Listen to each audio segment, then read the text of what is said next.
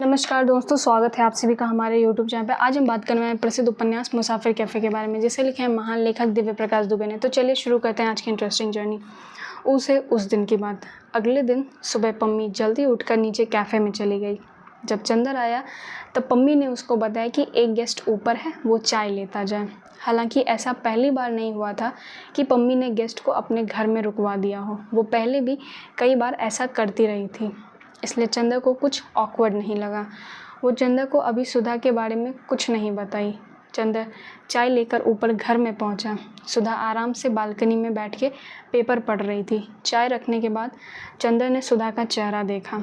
एक मोमेंट होता है जिसके बारे में लोग बोलते हैं कि दुनिया कभी कभी चलते हुए एक पल को रुक सी जाती है। ये वही मोमेंट था जिसकी तैयारी दुनिया 10 साल से कर रही थी। इस मोमेंट में 10 साल की बर्फ़ जमी हुई थी। चंदर को कुछ समझ नहीं आया कैसे रिएक्ट करे। कैसी हो? ठीक हूँ। इतनी सी बात के बाद उन दोनों की बड़ी देर तक कुछ बात नहीं हुई। सुधा ने ही चाय की एक सिप लेने के बाद बोला, बस कुछ और नहीं पूछना? 10 साल बाद मिलने पर बातें ख़त्म हो जाती हैं क्या? बातें इतनी हो जाती हैं कि समझ नहीं आता कि शुरू कौन सी बात से करें। यहाँ का मौसम बहुत ठंडा है। जब बातें ना बची हों तो मौसम के बारे में बात कर लेनी चाहिए। उससे क्या होगा, लगता रहेगा कि बातें अभी ख़त्म नहीं हुई है। वैसे बदले नहीं तुम बिल्कुल। इतना तो बदल गया हूँ। कितना बदल गए हो बताओ ज़रा। मेरा छोड़ो, तुम तो बदल गई हो। कितनी मोटी हो गई हो तुम। हाँ, थोड़ी सी मोटी हो गई हूँ। सही लगा था मुझे। क्या? यही कि बिल्कुल भी नहीं बदले तुम। यहाँ का मौसम बड़ा ठंडा है ना। चंदर ये बोलकर हंसने लगा। इसके बाद दोनों में बातें तो नहीं होती। थोड़ी देर तक बाहर के ठंडेपन की भाप और गर्म चाय का कोरा मिलकर एक होने लगे। चाय ख़त्म करके सुधा ने ही शुरू किया, पम्मी से शादी क्यों नहीं की? इतनी अच्छी तो है वो। हाँ, तुमसे बहुत अच्छी है। बताओ ना, शादी क्यों नहीं की पम्मी से? तुमसे डिवोर्स नहीं लिया था ना? हमारी शादी कब हुई थी कि जो डिवोर्स होता? इतनी बार तो हुई थी हमारी शादी। कब? मुझे भी बताओ। सुधा ने थोड़ा चौंक कर पूछा। जब घर आकर तुमने पीजी नहीं जाने का फ़ैसला किया था तब हुई थी हमारी पहली बार शादी। जब समंदर के किनारे टहलते हुए तुम मुझे बिना बताए रोई थी तब हुई थी हमारी दूसरी शादी। जब तुमने रोने की एक्टिंग नहीं की थी और तुम्हें सही में रोना आया था, ये बात मैं समझ गया था, तब हुई थी हमारी तीसरी शादी। जब अलमारी के लिए लड़ाई की थी तुमने तब हुई थी हमारी चौथी शादी। जब रोज़ रात में लाइट ऑफ करने के लिए तुम बहाने बना देती थी तब हुई थी हमारी पांचवी शादी। जब अंडमान जाने से पहले तुमने मेहंदी लगवाई थी तब हुई थी हमारी छठी शादी। जब दिवाली पर पहली बार साड़ी पहन पूजा की थी तुमने तब हुई थी हमारी सातवीं शादी। जब तुमने बताया था कि तुम प्रेग्नेंट हो तब हुई थी हमारी आठवीं शादी। जब उस दिन फ़ोन पर तुमने अबॉर्शन का झूठ बोला था तब हुई थी हमारी 9वीं शादी। मुंबई छोड़ने के बाद से हर एक दिन जो हमने एक दूसरे के इंतज़ार में गुजारे उतनी बार हुई हमारी शादी। शादी के लिए बैंड बाजा पंडित ज़रूरी तो नहीं, ये बात मुझे समझ तो आई, लेकिन देर लगी। सुधा, हमारी शादी इतनी बार हो चुकी है कि एक जन्म तो तुमसे डिवोर्स ही लेने में चला जाता। तुमको पता था हमारे बेटे के बारे में? हाँ। फिर भी मिलने नहीं आए। इसका कोई जवाब नहीं है मेरे पास। क्या नाम रखा तुमने? अक्षर। ये बोलने के बाद सुधा की ये सुनने के बाद चंदर की उदासियाँ और आंसू मिलकर एक हो गए। चंदर भरे गले से पूछा, उसकी शक्ल तुमसे मिलती है ना? हाँ, थोड़ी थोड़ी, लेकिन नाक तुमसे मिलती है। तुम्हारे जैसा ही कंफ्यूज रहता है। तुम्हारी किताबों के अंडरलाइंस के मतलब पूछता रहता है। चंदर को ये सुनकर किसी बात का सुकून हुआ। उसने सुधा को अक्षर की फ़ोटो दिखाने के लिए कहा। फ़ोटो दिखाने के लिए सुधा ने जैसे ही अपना मोबाइल खोला, उसमें विनीत के 39 मिस कॉल पड़ी हुई थी। 15-20 मैसेजेस थे। विनीत के आखिरी मैसेज में लिखा था कि अक्षर को चोट लग गई है, पैर में फ्रैक्चर है, वो हॉस्पिटलाइज्ड है। सुधा ने तुरंत विनीत को फ़ोन किया। विनीत बहुत चिल्लाया और बताया कि कल रात से वो कितना परेशान था। वो बस दिल्ली की फ़्लाइट लेने ही वाला था। उसको देहरादून पहुंचते पहुंचते रात हो जाएगी। सुधा ने उसको चलने से मना किया और कहा कि वो तुरंत हॉस्पिटल जा रही है। चंदर सुधा को लेकर तुरंत देहरादून के लिए चल दिया था। रास्ते पर सुधा रह रहकर अपने आप को मोबाइल बंद करने की वजह से कोसती रही। चंदर उसको समझाने की कोशिश करता रहा। 2 घंटे के अंदर दोनों हॉस्पिटल पहुंच गए। हॉस्पिटल में डॉक्टर ने बताया, परेशान होने की कोई बात नहीं है। रात भर बहुत दर्द था, इसलिए नींद की दवा दी हुई थी। 3-4 घंटे तक असर रहेगा। 2 जगह फ्रैक्चर है, रिकवरी में कम से कम 1 महीना लगेगा।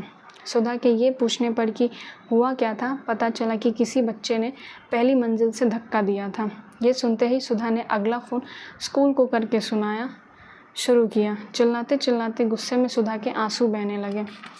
सुधा स्कूल वालों पर केस करने की धमकी दे रही थी। इधर चंदर एकदम चुप था। वो सुधा को कंट्रोल में ना आते देख उसके हाथ से फ़ोन लेकर अपने पास रख लिया था। वह अक्षर के बेड के पास जाकर वहीं स्टूल पर बैठ गया और सुधा को भी वहीं बैठने का इशारा किया।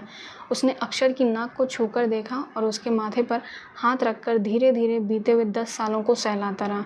चंदर अक्षर को देख रहा था और सुधा चंदर की आंखों को। चंदर ने बहुत धीरे से कहा, इसका माथा बिल्कुल तुम्हारे जैसा है। ये सुनकर सुधा ने कहा, मालूम है तुम्हारी सबसे ज़्यादा याद कब आई? कब? जब अक्षर 8वें महीने में था। रात रात भर ये पेट में लात मारता रहता था। तब लगता था कि तुम्हें मेरा पेट सहलाने के लिए होना चाहिए। तुम लौटे क्यों नहीं? नहीं लौटा इसलिए मुझसे गुस्सा हो? हाँ बहुत। बताओ तुम लौटे क्यों नहीं? क्योंकि मुझे मालूम था एक दिन तुम आ जाओगी या बुला लोगी। इतना भरोसा था। भरोसे से ज़्यादा आदत थी तुम्हारी। जब कभी कोई भी शक्ल बहुत ध्यान से देखता था तो तुम दिखने लगती थी। मुसाफिर कैफ़े बनने के पहले दिन से तुम्हारा ही इंतज़ार कर रहा था। अब लौट आओ। बड़ी मुश्किल से सालों में जाकर अपनी आदतें बदली हैं। अब लौटना मुश्किल है। चंदर ये बोलकर अक्षर के हाथ को अपने हाथ में लेकर उसके हाथ की लकीर से अपने हाथ की लकीर मिलाने की कोशिश करने लगा। सुधा चंदर के पड़ोस में आकर बैठ गई। अक्षर और चंदर के हाथ को एक साथ लेकर चूम लिया। सामने अस्पताल की घड़ी में सुई 1 सेकंड चलना भूल गई। आने वाले पल ने जाने वाले पल को गले लगा लिया। 2 पल मिलकर ठहर गए। 2 बजे के आसपास अक्षर की नींद खुली। उसने सुधा को पास देखकर पहली बात कही, मम्मी हॉस्टल में नहीं रहना। डॉक्टर ने सब चेक करके बताया कि वो अक्षर को ले जा सकते हैं, लेकिन अभी इससे मुंबई तक का ट्रैवल नहीं कराया जा सकता है। सुधा ने अक्षर से पूछा है कि कैसे हुआ था? अक्षर ने बताया कि उसको किसी ने धक्का दिया था। उसके बाद का उसको कुछ याद नहीं। चंदर सुधा और अक्षर को लेकर मुसाफिर कैफ़े आ गया। पम्मी अक्षर को देखकर ऐसे खुश हुई जैसे उसका अपना बच्चा घर आया हो। अक्षर अलमारी की कुछ किताबें पहचानता था। उसने उन किताबों को देखकर पूछा, ये वही अंकल हैं क्या जिनकी किताबें हमारे घर पर छूट गई हैं? सुधा ने कोई जवाब नहीं दिया। चंदर ने कहा, हाँ मेरी ही किताबें आपके यहाँ छूट गई हैं। आपका और भी बहुत सारा सामान छूटा हुआ है घर पे। पूरी अलमारी में आपके कपड़े छूटे हुए हैं। आपका नाम चंदर है ना? हाँ, तुम्हें कैसे पता? आपकी कई सारी डायरी भी है घर में। आप किताब के एंड में डेट क्यों डालते हैं? आप किताब को अंडरलाइन करके गंदा क्यों करते हैं? आपके स्कूल में बताया नहीं किसी ने कि ये बैड मैनर्स होते हैं? वैसे अंकल आपकी हैंडराइटिंग बहुत पुअर है। आपकी टीचर आपको डांटती नहीं थी? ये सुनकर सुधा, चंदर और पम्मी तीनों हंस दिए। अक्षर का चंदर को अंकल बोलना पम्मी को थोड़ा खटका, चंदर को थोड़े से ज़्यादा खटका था और सुधा को सबसे ज़्यादा खटका था। सुधा ने एक हाथ से अक्षर का हाथ पकड़कर दूसरे हाथ से अक्षर का माथा सहलाते हुए कहा, ये पापा हैं। इस पर अक्षर पम्मी की तरफ देखकर अपनी आंखों में दुनिया की सारी मासूमियत भर के पूछा, ये पापा हैं तो पम्मी आंटी कौन है? ये सुनकर सुधा ने बताया, पम्मी आंटी आपकी बड़ी मम्मी है। तुम भी मम्मी, पम्मी आंटी भी मम्मी। ये सुनकर सुधा ने पम्मी की तरफ देखकर कहा, हाँ जो बहुत लकी होते हैं उनकी 2 मम्मियाँ होती हैं। ये सुनकर अक्षर चंदर के जैसे ही थोड़ा सा कंफ्यूज हुआ और पूछा, आप तीनों की शादी कब हुई थी? अक्षर के ये बोलते ही पिछले 10 साल की उदासी हवा में घुलकर गायब हो गई थी। पम्मी, सुधा और चंदर तीनों एक दूसरे को देखकर जोर से हंसने लगे। अक्षर को ज़्यादा कुछ समझ नहीं आया। सबको खुश देखकर उसने कहा, मम्मी, बड़ी मम्मी और पापा, चलो मुझे ज़ोर से गले लगा लो। तीनों को एक साथ अक्षर से गले मिलता देख मुसाफिर कैफ़े मुस्कुरा उठा। मुसाफिर कैफ़े अपने नए मुसाफिर पाकर खुश था। रास्ते केवल वो भटकते हैं जिनको रास्ता पता होता है। जिनको रास्ता पता ही नहीं होता उनके भटकने को भटकना नहीं बोलते हैं। 2 साल बाद अक्षर अब देहरादून में नहीं, मसूरी में पढ़ता था। हर संडे अक्षर बच्चों के साथ बैठकर अपने पापा से कहानी सुनता। रस्किन बॉन्ड अंकल उसके फेवरेट थे। जब भी वो आते तो उनसे वो उनकी कहानियों के बारे में तमाम सवाल पूछना। अक्षर को पंचतंत्र की बहुत सी कहानियाँ याद थी। अक्षर के मुसाफिर कैफ़े में आने के बाद से मुसाफिर कैफ़े की कोई खाली जगह भर गई थी। पम्मी को अक्षर के आने से लाइफ के नए मायने मिल गए थे।